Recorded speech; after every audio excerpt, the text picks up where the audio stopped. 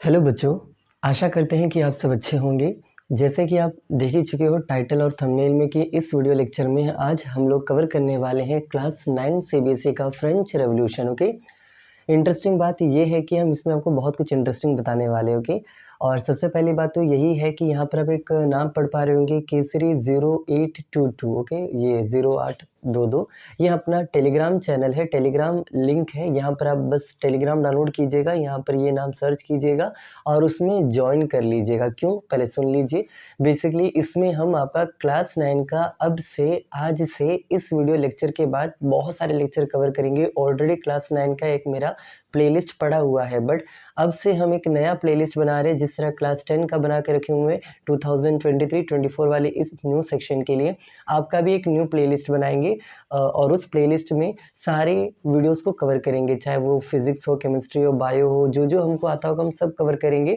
और साथ ही साथ एसएसटी तो है ही अपना, history, geography, polity, economics, maths के भी कुछ चैप्टर्स जो हमको अच्छे से आते हैं हम उन सबको कवर करना पसंद करेंगे। और बात यही है कि यहाँ पढ़ाएंगे यूट्यूब पर, लेकिन जितना भी पढ़ाएंगे सबका नोट्स हम जो है आपको टेलीग्राम लिंक पे दे देंगे। तो आपको टेलीग्राम में जाना है, टेलीग्राम डाउनलोड करना है फ्री ऑफ कॉस्ट। आपको वहाँ पर सर्च करना है केसरी 0822 और उसमें आपको ज्वाइन कर लेना है। बेस्ट अपना नोट्स मिलेगा, जितने भी इंटरनेट पर हमको नोट्स मिलेंगे अवेलेबल हम सब वहाँ पर आपको डाल देंगे, तो एक ही जगह से आप पढ़ सकते हो। ओके, तो अब चलिए इस वीडियो को स्टार्ट करते हैं। और इस पूरी चैप्टर को हमने पहले ही कुछ लिख दिया कि आपका टाइम यहाँ ज़्यादा हम यूज़ ना करें, ठीक है, वरना वीडियो बहुत ही लेंथी हो जाता।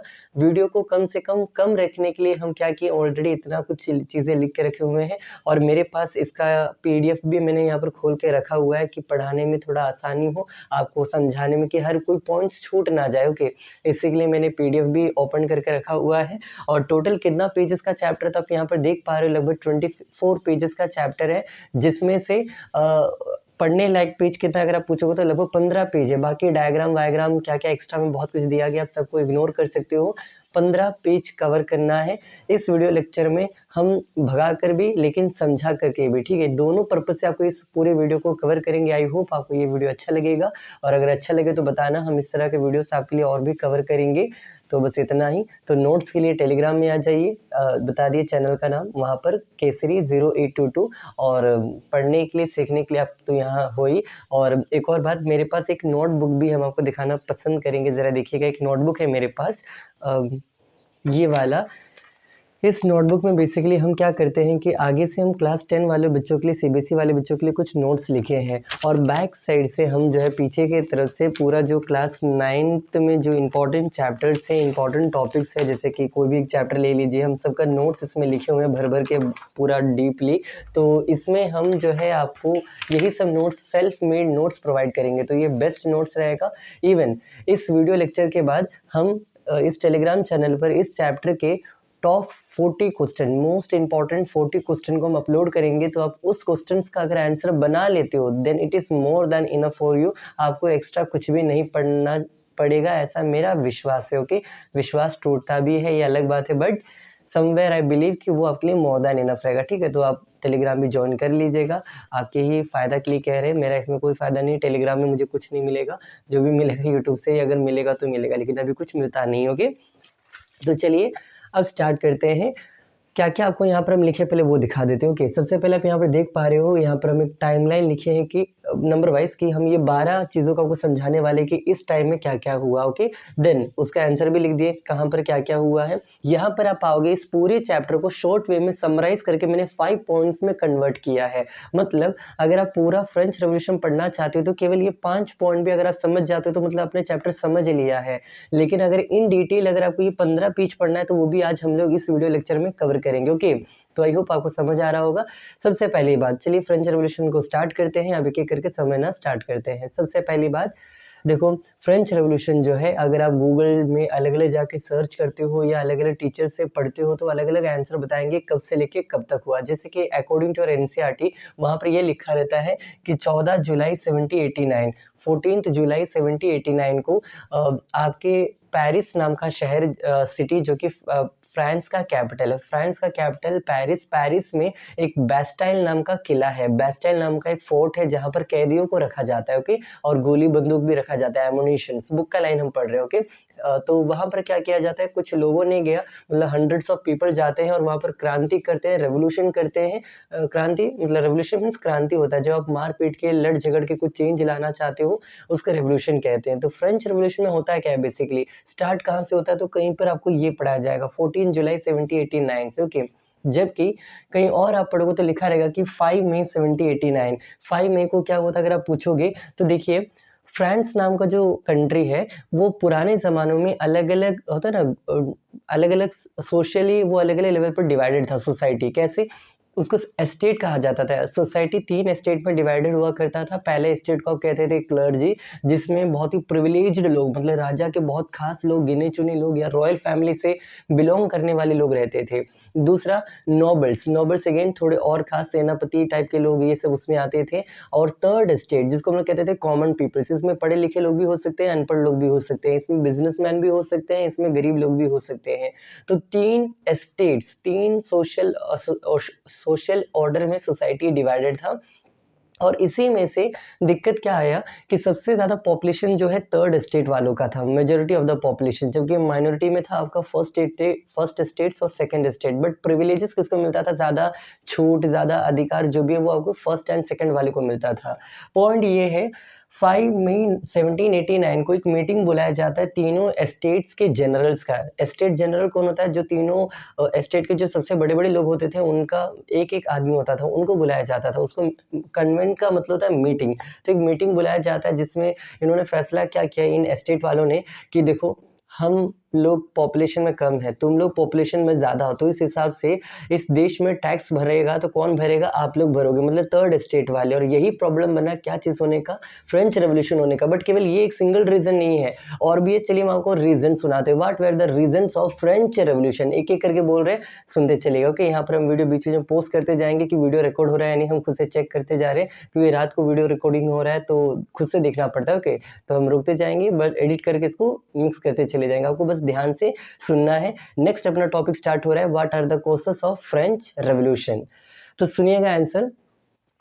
देखो, फ्रांस के जो राजा थे जिसका नाम था क्या, लुइस 16, कब राजा बने थे, 1774 में बने थे। और आगे जाके, और ये कौन से डायनेस्टी से बिलोंग करते थे, तो उस डायनेस्टी का नाम था बोर्बोन डायनेस्टी। लुइस 16 नाम के राजा, ऑस्ट्रिया, नॉट ऑस्ट्रेलिया, हम ऑस्ट्रिया कह रहे हैं, तो ऑस्ट्रिया जो कि जर्मनी के नीचे एक छोटा सा देश है, उस ऑस्ट्रिया के राजकुमारी जिसका नाम है मैरी एंटोनेटा, उससे शादी करता है कौन, तुम्हारा ये राजा जिसका नाम है लुइस 16, ओके। पॉइंट ये है, ये राजा जो है राजा के पास फ्रांस में बहुत बड़ा विशाल महल था जिसको कहते हैं एक्स्ट्रावैगेंट। एक्स्ट्रावैगेंट मतलब बहुत ही बड़ा विशाल महल। तो जब महल बड़ा होगा तो नौकर चाकर भी ज़्यादा होंगे, तो उसमें उनका जो खर्चा होगा वो भी क्या होगा, एक्सपेंसेस उनका ज़्यादा होंगे। सेकंड, उनके जो सेना था उनको वो बाय कैश पे करते थे। थर्ड, उनके जो मिनिस्टर्स थे उनका सैलरी हद से ज़्यादा था। फोर्थ, उनकी जो वाइफ थी मैरी एंटोनेटा, वो हद से ज़्यादा मनी जो है स्पेंड करती थी अलग अलग प्रेशियस स्टोन्स, अलग अलग चीज़ों पर। फिफ्थ, अगर आप पूछोगे स्टैचू ऑफ लिबर्टी का नाम सुने होंगे जो कि अमेरिका के न्यूयॉर्क सिटी में है, तो ये अमेरिका वालों ने नहीं बनवाया है, ये फ्रांस वालों ने गिफ्ट के रूप पर दिया है, किसको, अमेरिका को। तो बताओ, इतना बड़ा स्टैचू ऑफ लिबर्टी बनाने में और देने में पैसा तो लगा ही होगा, ये भी एक रीज़न है। देन एक और रीज़न बताते हैं, वो है 100 ईयर वार। अगर आप फ्रांस का इतिहास देखोगे, फ्रांस टाइम टू टाइम बहुत सारे कंट्री से लड़ते आ रहा है, पड़ोसी देशों से। 100 साल की एक लड़ाई, अब बस गूगल पे टाइप करना 100 ईयर वार, तो उसमें आ जाएगा, ओके। तो इतना लड़ाई करेगा तो पैसा खर्चा होगा कि नहीं होगा, बिल्कुल खर्चा होगा। So this are the reasons for the for what, अब सुनिएगा, फॉर व्हाट, फ्रेंच रेवोल्यूशन होने का। साथ ही साथ यही सब कारण बना कि ये देश जो है बहुत ज़्यादा कर्ज में डूब जाता है, मतलब यूरो डॉलर 6 बिलियन के आसपास, 6 बिलियन का कर्ज में डूब चुका था ये देश। अब कर्ज से निकलना है तो क्या करना पड़ेगा, टैक्स से, मतलब कैसे पैसा कमाना पड़ेगा। पैसा कमाने का सबसे अच्छा तरीका क्या आया दिमाग में, वो है टैक्स भरना। तो यहाँ की सरकार जो कि किंग है, और किंग भी कैसा, जरा सुनिएगा, एब्सोल्यूट मोनार्क है। एब्सोल्यूट मतलब अनलिमिटेड पावर, राजा जो चाहे कर सकता है, राजा के पास अनलिमिटेड पावर है। फॉर एग्जाम्पल, आप मेरे लिए कुछ खाना बना रहे हो, हमको वो खाना बहुत बेकार लगा या पसंद नहीं आया, तो हम कहेंगे आपका हज़ारों टुकड़े कर दिया जाए, करना भी पड़ेगा क्योंकि हम एब्सोल्यूट पावर के किंग हैं। एब्सोल्यूट मतलब अनलिमिटेड पावर, सुप्रीम पावर, ठीक है। लेकिन आगे जाके ये देश क्या हो जाता है, एब्सोल्यूट मोनार्की से कन्वर्ट होकर हो जाता है कॉन्स्टिट्यूशनल मोनार्की। तो अभी यहाँ आते जरा रुकते हैं, तो पहला टॉपिक पर अभी चल रहा है एब्सोल्यूट मोनार्की, राजा के पास अनलिमिटेड पावर था। दिक्कत क्या आया, राजा ने स्टेट जनरल्स का मीटिंग बुलवाया और उन स्टेट जनरल्स में जो आपके फर्स्ट और सेकंड स्टेट वाले लोग हैं उन्होंने बोला, जो उनके दो मेन लीडर्स, उन्होंने कहा कि पूरा टैक्स कौन भरेगा, थर्ड स्टेट भरेगा। और मेजोरिटी के हिसाब से दो लोगों ने हाँ बोला तो तीसरा को ये काम करना ही पड़ेगा। बट थर्ड स्टेट वाले इस बात से नाराज थे कि नहीं, हम लोग टैक्स नहीं भरेंगे। तो 20 जुलाई के दिन क्या किया जाता है, 20 जुलाई 1789 को जो थर्ड स्टेट वाले लोग हैं वो इसी महल के बाहर एक टेनिस कोर्टयार्ड है, वहां पर आके जमा हो जाते हैं और डिमांड करने लगते हैं कि जब तक हमारी मांग पूरी नहीं की जाएगी, जब तक यहाँ पर इस देश को क्या चीज़ में बदल दिया नहीं जाएगा, कॉन्स्टिट्यूशनल मोनार्की में बदल नहीं दिया जाएगा, तब तक हम लोग यहाँ से नहीं जाएंगे, तब तक हम लोग, जब तक मांगी पूरी नहीं होगी हम लोग यहाँ से हटेंगे नहीं। तो यही था एक रीज़न, मतलब ये था कुछ कहानी वाइज जो हमको समझाना चाहते हो कि। और एक और बात सुनिएगा, और भी रीजंस है इस देश में रेवोल्यूशन होने का। जैसे कि यहाँ पर आप देख रहे हो इकोनॉमिक डिक्लाइन, मतलब पैसे की कमी होने लगा। कमी क्यों हुआ, जो हम रीजंस बताए, महारानी यहाँ खर्चा करती थी, राजा का सेना में खर्चा होता था, वो सब इकोनॉमिक डिक्लाइन के रीजन थे। और भी रीजन था, कभी सुनो ना, जब आपको कोई चीज़ मिलता था छप्पड़ फाड़ के मिलता है, और जब नहीं मिलता है तो भी बिल्कुल नहीं मिलता है। ओके, उसका परफेक्ट एग्जाम्पल सुनना, इस देश में ऑलरेडी बहुत सारे प्रॉब्लम्स थे और ऊपर से क्या हुआ, नेचर ने भी धोखा दिया। जैसे कि नेचर ने बैड हार्वेस्ट, अच्छे से अनाज उगे नहीं, हाई प्राइसेस, चीज़ों का दाम बढ़ते चला गया। तीसरा फूड रायोट्स, मतलब था ना, खाने के लिए दंगा फसाद होने लगा, लोग अनाज की बोरी के लिए लड़ने लगे, मतलब छोटे छोटे फूड थिंग्स के, इवन पता है उनके मंत्री लोग जो है खाना चुराने लगे थे, ब्रेड हो, बन हो, वो अपने मंत्री लोग वहाँ चुराने लगे। तो सोचो क्या हालत बन चुका था फ्रांस का। और यही सब कारण के वजह से लोगों ने बहुत ज़्यादा प्रदर्शन किया। और कॉन्स्टिट्यूशनल मोनार्की किसने एक्स्टैब्लिश किया, तो ये भी सुनिएगा। तो आंसर है वहाँ पर मिराबियो एंड एब्बेस साइयस नाम के दो लीडर बनते हैं। इन दोनों ने मिलकर वहाँ पर एक नेशनल असेंबली बनवाया। याद है वो टेनिस कोर्टयार्ड जो बोल रहे थे राजा का महल के बाहर, तो जो टेनिस कोर्टयार्ड के आगे जो टीम बना था ग्रुप लोगों का, थर्ड स्टेट वालों का, उनको नाम दिया गया था नेशनल असेंबली। और उस नेशनल असेंबली के लीडर कौन बने, मिराबियो एंड एब्बेस साइयस। तो इन दोनों ने मिलकर नेशनल असेंबली बनाया, जिसका मेन डिमांड क्या था कि इस देश को एब्सोल्यूट मोनार्की से क्या कर दिया जाए, कॉन्स्टिट्यूशनल मोनार्की में कन्वर्ट कर दिया जाए। और ऐसा ही हुआ और देश जो है एब्सोल्यूट से कॉन्स्टिट्यूशनल मोनार्की में कन्वर्ट हो चुका था आगे जाके। ओके, एक और बात देखना, तो अब हम आपको बताना ये चाहते हैं कि फ्रेंच रेवोल्यूशन एक्चुअली में स्टार्ट कब हुआ। तो अभी अगर आप हमसे पूछोगे सर आप बताइए फ्रेंच रेवोल्यूशन कब से स्टार्ट हुआ, तो मेरा आंसर या कब तक चला, तो आंसर सुनिएगा 1789 से लेकर 1799 तक, मतलब 10 साल 6 महीने 4 दिनों के, जहाँ तक हमको नॉलेज, हम अपना नॉलेज आपको शेयर कर रहे हैं कि 10 साल 6 महीने 4 दिन तक चला था फ्रेंच रेवोल्यूशन। 1789 से लेकर 1799 तक चला था। और 1799 के बाद यहाँ पर फर्स्ट फ्रेंच कंसल, जिसको हम लोग कहते हैं, कंसल का मतलब होता है दूत कहो या जो भी कहो, मतलब नेपोलियन बोनापार्टे का नाम आपने सुना होगा, इसने सत्ता संभाल ली थी। और 1804 में 1804 में ये खुद को घोषित कर दिया कि हम फ्रांस के क्या है, एम्परर है। तो ये सब कुछ कहानी है जो कि आप आगे पढ़ोगे, देखो यहाँ पर, ठीक है, ये भी हम आपको बताएंगे। अभी हम लोग दो चीज़ें कवर कर चुके हैं, मतलब आपको ये दोनों एक साथ लेके चल रहे हैं, अगर आप नोटिस कर पा रहे हो तो। ओके, और कहानी भी समझ आ रहा होगा कि हाँ, एक देश जो कि एब्सोल्यूट मोनार्की था, जिसका लीडर था लुईस 16, उससे ये पावर छीन कर इस देश को क्या बनाया गया, कॉन्स्टिट्यूशनल मोनार्की बनाया गया। किसके कहने पर, बेसिकली नेशनल असेंबली के कहने पर। नेशनल असेंबली कौन थे, थर्ड स्टेट वाले ग्रुप का लोगों का ग्रुप था। और थर्ड स्टेट क्या है, तो सोसाइटी 3 हिस्सों में बटा था, हम बोले थे clergy, nobility and third state, जिसका पॉपुलेशन सबसे ज्यादा था। उन्होंने फ्रांस में क्या किया, फ्रेंच रेवोल्यूशन किया। तो आपको ये सब हम समझा दिए। नेक्स्ट है, आगे बढ़ते हैं, जिसका नाम है जैकोबिन क्लब। अब यहाँ से जरा सुनिएगा क्या है जैकोबिन क्लब। ओके, तो आंसर समझिए, बेसिकली एक आदमी थे जिनका नाम है मार्सेलिजियन, ऐसे कुछ है, मैक्सिलेनियम रोबस्पायर। इन्होंने एक डिवाइस का यूज किया, देखो डिवाइस का नाम है ग्यूलेटाइन नाम का डिवाइस था, जो कि बनाया था डॉक्टर ग्यूलेटाइन द्वारा। तो इन्वेंटर का नाम है डॉक्टर ग्यूलेटाइन, बस उस डिवाइस का यूज करने वाले आदमी का नाम है रोबस्पायर। तो ये डिवाइस है क्या, तो अगर आप ये पूछोगे, बेसिकली 2 पोल्स होता था, 2 खंबा होता था लकड़ी का, उस पर एक आयरन का ब्लेड रखा जाता था और उस पर एक आदमी का सर रखकर ऊपर से वो ब्लेड को गिराया जाता था। मतलब था ना, एक तरह से सर काटने का एक तरीका था, बीहेड करने का, बस सर काटने का तरीका होता था। और इस तरीका मतलब एक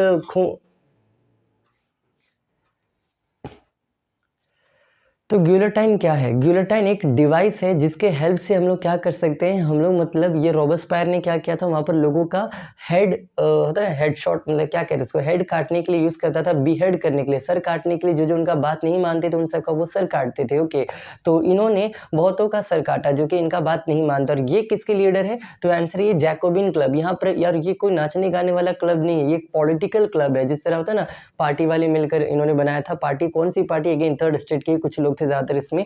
तो जैकोबिन क्लब के लीडर थे रॉबस्पायर। इनको लगा कि ये जो कॉन्स्टिट्यूशनल मोनार्की वाले लोग हैं, ढंग से ये देश नहीं चला पाएंगे, तो इन्होंने अपने हाथों में पावर लेना चाहा, single power again. Okay, but इस सिंगल पावर का, और इसको कहते हैं अपनी तरह से ऑटोक्रेसी कह सकते हैं। ऑटोक्रेसी, जब एक सिंगल आदमी जब एक देश चलाना चाहे उसको ऑटोक्रेसी कहते हैं।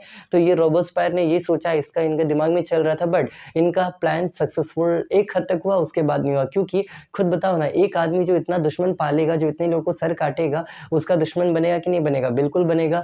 तो 1794 या 92 में, आप यहाँ पर देख पा रहे होंगे 1794 में, ओके, इस आदमी को भी जान से मार दिया गया। यहाँ पर एक वर्ड देख पा रहे होंगे एक्सिक्यूट। एक्सिक्यूट का और असैसिनेशन का डिफरेंस सुनिएगा। देखो, भारत के जो महात्मा गांधी है, मोहनदास करमचंद गांधी, लोग नहीं चाहते थे कि वो मरे। कुछ लोग चाहते होंगे मरे, लेकिन मेजॉरिटी ऑफ द पीपल उस टाइम में नहीं चाहते थे गांधी जी मरे, फिर भी वो मरे, है ना। तो जब आप चाहते हो कि कोई ना मरे बट फिर भी मर जाए, उसको हम लोग कहते हैं असैसिनेशन।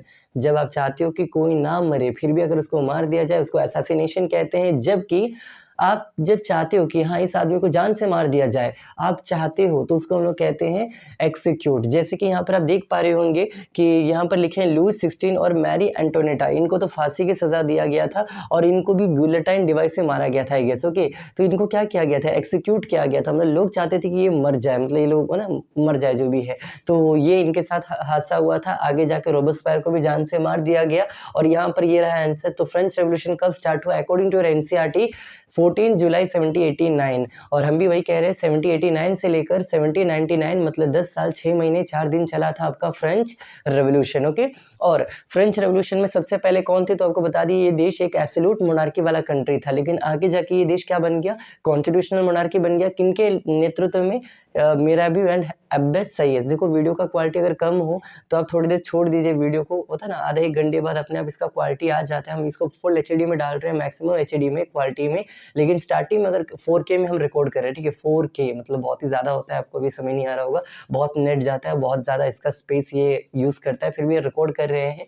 तो आंसर सुनिएगा, जैकोबिन क्लब, फिर इसके बाद रॉबस्पायर इसके लीडर थे और इन्होंने सत्ता चलाया, लेकिन इनको भी जब जान से मार दिया गया, जिसने भी मारा हमको क्या, नहीं मर गया, है ना। उसके बाद क्या होता है, यहाँ पर एक डायरेक्टरी रूल बनता है। डायरेक्टरी रूल क्या होता है अब ये समझिएगा, इसको आप एरिस्टोक्रेसी कह सकते हो। याद है, थोड़ी देर पहले हमने एक वर्ड बोला था ऑटोक्रेसी। ऑटोक्रेसी का मतलब जब एक सिंगल आदमी उस देश को चलाना चाहे, वो सिंगल आदमी कोई भी हो सकता है, वो पॉलिटिशियन हो सकता है, वो कोई पंडित हो सकता है, वो कोई टीचर हो सकता है, वो कोई क्रिमिनल हो सकता है, वो कोई बिजनेसमैन हो सकता है। मतलब whenever a single person rule the country और run the government of the country, जो भी, उसको ऑटोक्रेसी कहते हैं, autocracy.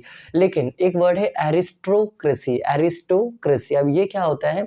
Group of few peoples. Okay, कुछ लोग जब देश को चलाएं उसको एरिस्टोक्रेसी कहते हैं। जैसे कि सोचो ना, इस देश में कुछ 5 मेंबर थे, वो 5 मेंबर चाह कि हम इस देश को चलाएंगे, तो that is called directory rule या तो एरिस्टोक्रेसी। आई होप आपको ये वर्ड समझ आ रहा होगा। हम लिखें कहाँ, हमको जगह भी नहीं दिख रहा, वरना हम लिख भी देते दोनों वर्ड, ऑटोक्रेसी, एरिस्टोक्रेसी, वरना हम नोट्स जो आपको शेयर करेंगे उसमें तो होगा ही होगा, तो आप वहाँ से भी देख सकते हो। ओके, ये पूरा डिटेल में वहाँ पर आपको टाइमलाइन डाल देंगे, 40 क्वेश्चन मोस्ट इंपॉर्टेंट, वो भी हम आपको वहाँ डाल देंगे। बस आपको देखना है, पढ़ना है, सीखना है, और कुछ नहीं। ओके, नेक्स्ट, 5 मेंबर का रूल भी यहाँ पर ढंग से काम नहीं आ रहा था, लोग इनसे अनसेटिस्फाइड थे। तो क्या होगा फिर से? तो एक आदमी था जो बहुत ही अच्छा भाषण देता था, जो कि आर्मी का जनरल हुआ करता था, और उसका नाम था नेपोलियन बोनापार्ट। इन्होंने दावा किया कि ये अच्छा भाषण देते थे। जैसे याद है 2014 में जब नरेंद्र मोदी सरकार में आई थी, जीतने का रीजन क्या है? उनका भाषण देने का तरीका बहुत ही ज्यादा अच्छा था, मतलब बहुत ही तगड़ा भाषण देते थे, और ये वन ऑफ द रीजन था, ओके, उनका जीतने का। और यही यहाँ पर हुआ, नेपोलियन बोनापार्ट बहुत ही अच्छा भाषण देते थे,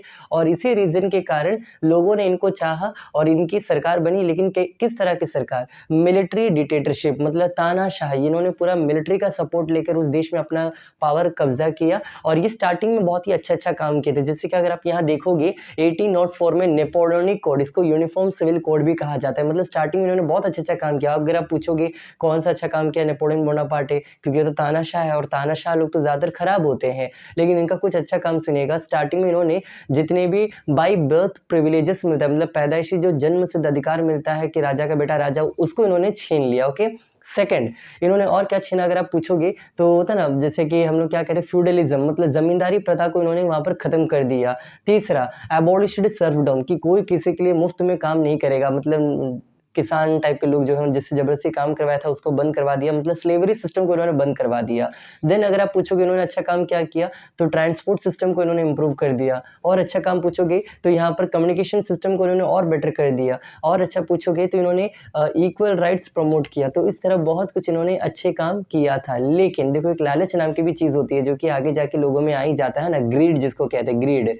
इस आदमी के मन में भी लालच है कि हमको केवल क्या नहीं बनना है, किंग नहीं बनना है, हमको एम्परर बनना है, मतलब सम्राट बनना है, राजा नहीं सम्राट बनना है। और केवल फ्रांस का नहीं, हमको पूरी यूरोप महादेश का बनना है, मतलब कंट्री नहीं, हमको कॉन्टिनेंट का क्या बनना है, एम्परर बनना है। और इसी लालच में इन्होंने क्या किया, होता है ना, बहुत सारे गलत काम करना स्टार्ट कर दिया। जैसे कि सोचो, टैक्सेशन, दोबारा टैक्स को बढ़ा दिया। सेंसरशिप, सेंसरशिप का मतलब होता है कोई भी इनके खिलाफ उल्टा पुल्टा गलत सलत कोई भी छाप नहीं सकता। उस टाइम में टीवी थोड़ी चलता था, तो न्यूज़पेपर के बारे में कह रहे, ठीक है।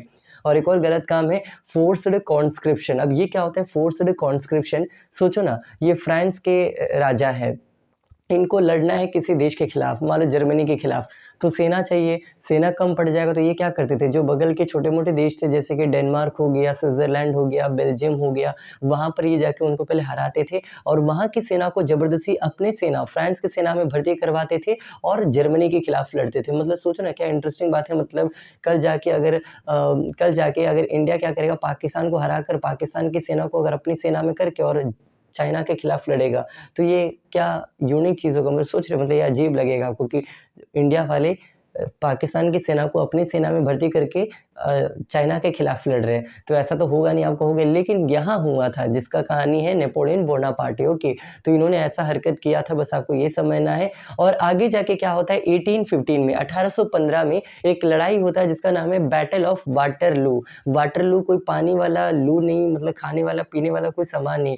जिस तरह पानीपत एक जगह का नाम है, उसी तरह वाटरलू भी क्या एक जगह का नाम है। कहाँ है अगर आप पूछोगे तो सेंट्रल यूरोप में दो बड़े देश हैं, एक का नाम है जर्मनी और एक का नाम है आपका फ्रांस। दोनों के बीच में एक छोटा सा देश है जिसका नाम है बेल्जियम। और इसी बेल्जियम में एक प्लेस है जिसका नाम है वाटरलू। और यहीं पर लड़ाई हुई थी किस किस के बीच में, तो आंसर है नेपोलियन बोनापार्टे जो कि फ्रांस की तरफ से लड़ रहा था, या फ्रेंच कह लीजिए, और इनके खिलाफ 4 देश मिलकर लड़ रहे थे, 4 प्लेसेस मिलकर, और उनका नाम है प्रैब, PRAB।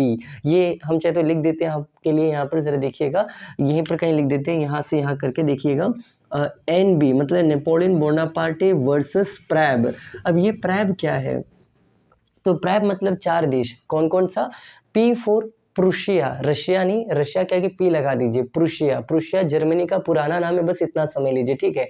तो Prussia, then R for Russia, A for Austria and B for Britain. तो ये 4 कंट्रीज मिलकर, ब्रिटेन में भी 2 आते हैं, स्कॉटलैंड आता है, वेल्श आता है और खुद इंग्लैंड आता है, तो 3 देश है मान के चलो। पॉइंट ये बता रहे कि ये सब मिलकर, इतना देश मिलकर किसको हराया, नेपोलियन बोनापार्टे को हराया। हम क्या बोल रहे हैं, हराया, मारा नहीं। ओके, जरूरी नहीं कि जिस लड़ाई में आप हारते हो वो आपकी मौत भी होती हो वहां पर, है ना। तो यहाँ पर इस आदमी को हरा दिया गया, लेकिन जान से नहीं मारा गया। और इसके बाद इनके साथ क्या हुआ, और जो भी कहानी ये आपको कहाँ पढ़ना है, क्लास 10 में पढ़ना होता है, क्लास 10 CBSE के फर्स्ट चैप्टर जिसका नाम है rise of nationalism in Europe. वहां पर आप पढ़ोगे कि नेपोलियन बोनापार्टे के साथ आगे क्या हुआ। लेकिन यहाँ पर बस आपको पढ़ना है कि नेपोलियन बोनापार्टे हार जाता है और इसके बाद उसका जो है उनका पावर उनसे छीन लिया जाता है। तो इतना बोल के यहाँ पर ये टाइमलाइन वाला टॉपिक अब एक बार जल्दी से देख लेते हैं, कुछ छूटा तो नहीं और बचा तो नहीं, और फिर जो जो एक्स्ट्रा पॉइंट्स आपको समझा के ये पेज आपको जो यहाँ लिखा है इसको मिटाना स्टार्ट करते हैं और आगे का चीज समझाना स्टार्ट करते हैं। ओके, और ये जो बोर्ड पर जो भी लिखा है इसका भी हम एक फोटो क्लिक करके अपने वो जो बोले टेलीग्राम वाले पर डाल देंगे, तो वहां से आप इसको कवर कर सकते हो बहुत ही आराम से। तो बच्चों, चलिए अब स्टार्ट करते हैं। जो भी लिखा है उसको एक बार आप देख लीजिए। हम एक बार ऐसे दिखा देते कुछ चीज़ छोटा कि नहीं छोटा, और ये भी समझा देते और यहाँ क्या लिखा है ये भी एक बार बता देते, और इन शॉर्ट इसको ज़रा एंड अप करते जल्दी से। ऑलरेडी वीडियो अपना 20 मिनट प्लस का हो चुका है। आई होप आपको ये चीज़ें समझ आया था। अगर नहीं समझ आया तो हम क्या ही करें पता नहीं, लेकिन ये फर्स्ट वीडियो था मेरा क्लास 9 का, जो अब से हम इस तरह का फेस वाला वीडियो डालना पसंद करेंगे। और तो बस अभी के लिए इतना ही। ओके, तो स्टार्ट करते चलो।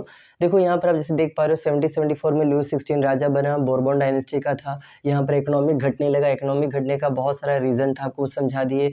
फिर यहाँ पर होता है ना, जब ये खराब था साथ ही साथ ये भी होता है ना, भगवान भी खराब करवा दिया। क्या क्या हार्वेस्ट खराब, भगवान थोड़ी, मतलब इंसान का ही अपना ह्यूमन एक्टिविटी उससे खराब होता होगा जो भी, या कुछ नेचुरल डिसास्टर्स भी इसके रीज़न होते हैं, है ना, जो भी है।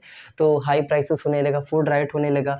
स्टेट जनरल्स का मीटिंग बुलाया गया जिसमें फैसला ये लिया गया कि टैक्स पूरा कौन भरेगा, थर्ड स्टेट वाले, जबकि थर्ड स्टेट वाले इग्नोर कर दिए इस बात से और उन्होंने अपना आवाज़ उठा लिया। Okay, then French revolution start हुआ 14 जुलाई अकॉर्डिंग टू एनसीईआरटी, जिसमें लिखा हुआ है कि पेरिस के बैस्टाइल नाम के किला से ये स्टार्ट हुआ था, जहाँ पर प्रिजनर्स को रखा जाता था। ज़्यादा प्रिजनर्स ही नहीं, आप अगर एनसीईआरटी पढ़ रहे हो तो ज़रा एक बार एनसीईआरटी खोल के हम आपको एक टास्क दे रहे हैं, ये बताइएगा कि कितने क्या मतलब क्या कहते हैं इसको, कितने प्रिजनर थे उस बैस्टाइल वाले किला में। अगर आपको ये पता तो ज़रा कमेंट करके बताइएगा। ओके, एनसीईआरटी में लिखा है सब।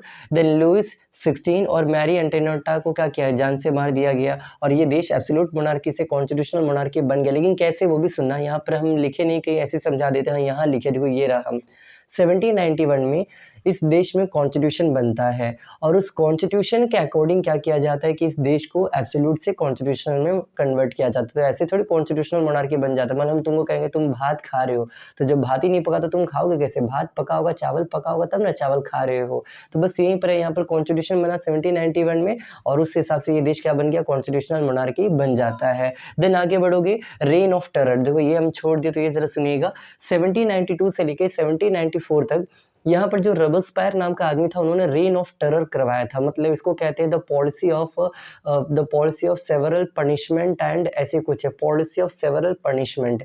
इसके तहत क्या होता है कि जो इनका बात मानेगा उनको ये जिंदा छोड़ देते थे, इनका जो हुक्म मानेगा उन सबको, और जो नहीं मानता था उनको ये सबको क्या करते देते, वही जो गिलोटाइन बोले ना, वो 2 पोल्स होगा, उसके बीच में एक सर रखकर उसका हेड जो उसका काट दिया जाता है।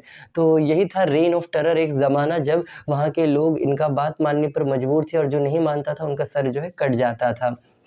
लेकिन इनका भी दुश्मन बहुत सारे हो गए, और इनको भी लोग चाहते थे अब ये मर जाए, क्योंकि सबको मार रहा है तो उनके दुश्मन ज़्यादा हो गए, तो इनको भी जान से मार दिया गया। और इसके बाद यहाँ पर किसका रूल स्टार्ट हो गया, तो वो भी बता दिए, डायरेक्टरी रूल स्टार्ट हो गया, जिसमें 5 मेंबर के रूल थे, आपको हम समझाए थे। ओके, और रोबेस्पियर किस क्लब के लीडर थे, तो जैकोबिन क्लब के लीडर थे।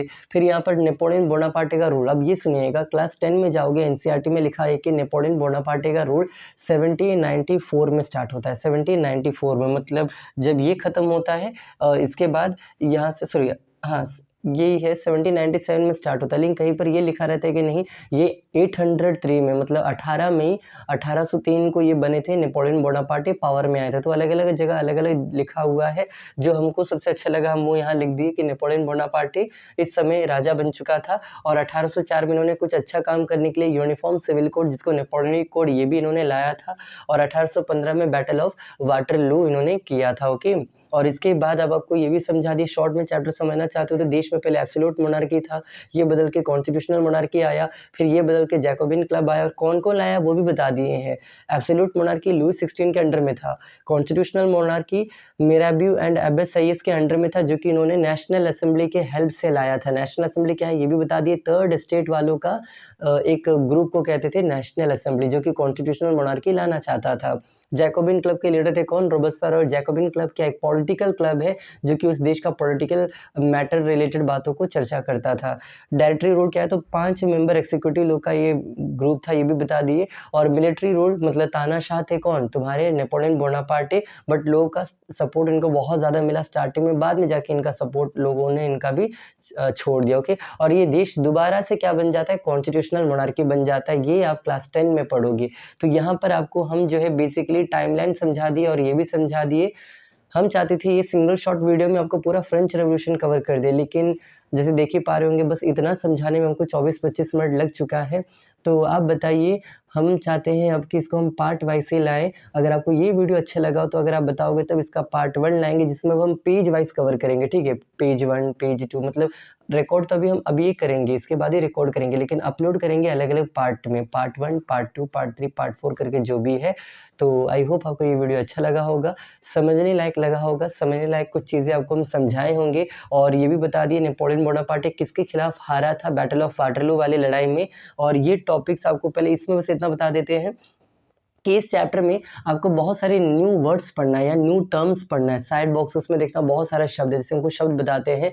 लिवरे क्या होता था? द यूनिट ऑफ करेंसी, इस देश का करेंसी को कहते थे लिवरे, जो कि पहले यहाँ पर होता था, अब नहीं होता है। फिर पूछ देंगे आपसे थीते क्या होता है, टेली क्या होता है, सब्सिस्टेंस क्राइसिस क्या होता है, एक्टिव सिटीजन क्या होता है, पासिव सिटीजन क्या होता है, निग्रोस कौन होते हैं। तो ये जितने भी हम वर्ड्स बोल रहे हैं सारे आपके एनसीईआरटी में साइड बॉक्सेस में कहीं कहीं दिया गया है। आपको ये सारी न्यू टर्म्स को क्या करना है, कवर करना है, क्योंकि ये आता है, ठीक है, यही पूछा जाता है। देन इस चैप्टर में आपको 3 फिलोसोफर्स के नाम पढ़ना है और उनके द्वारा लिखा गया बुक का नाम भी पढ़ना है। जैसे कि अगर हम पूछ दें सोशल कॉन्ट्रैक्ट, ये किताब किसने लिखा था, आपके एनसीईआरटी में दिया गया है। या इसी को एक और पूछते द 2 ट्रीटीज ऑफ गवर्नमेंट, ये किताब किसने लिखा था, तो ये भी एनसीईआरटी में दिया हुआ है। तो इस तरह 3 किताब आपके एनसीईआरटी में दिया है और 3 किताब के लिखने वाले फिलोसोफर कौन होता है, having a set of idea. Philosophy का मतलब सेट ऑफ आइडिया होता है। तो जैसे मेरा अपना फंडा होगा ज़िंदगी में, आपका अपना फंडा होगा, तो इसी फंडा को कहते हैं, सेट ऑफ फंडास को कहते हैं फिलोसफी, और उसको बताने वाले को फिलोसोफर कहेंगे। तो यहाँ पर 3 फिलोसोफर का नाम और उनका बुक का नाम आपको पढ़ना है। और इस फ्रेंच रेवोल्यूशन में वुमेन का क्या लेवल था या क्या रोल था आपको समझना है। तो वो भी आपको इवन एनसीईआरटी में उसका तो एक टॉपिक ही है, women role in French revolution, ऐसे कुछ लिखा होगा, तो वो भी हम लोग को पढ़ना है। तो जो पेज वाइज वाला टॉपिक है हम लोग तुरंत कवर करेंगे अगर आप कहोगे। आपके कमेंट्स के हम देखो पहला वीडियो ट्राई करें, ऑलरेडी हमारे पास टाइम कम रहता है। जैसे स्कूल में पढ़ा रहे थे तो कुछ बच्चों ने यही बात बोला, सर आप पढ़ाइए, हम लोग को भी पढ़ाइए। तो हम वो सोच के ये न्यू चीज़ स्टार्ट किए हैं।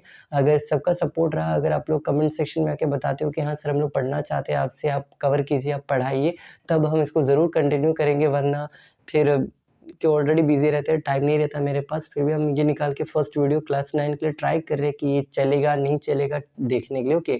वरना कभी कभार डालेंगे रैंडमली, और अगर आप कहोगे तो हम रेगुलर इसको हम कंटिन्यू करेंगे, पूरा क्लास 9 को हम कवर करेंगे। आप लोग का जितना हमको आता है सब हम पढ़ाएंगे।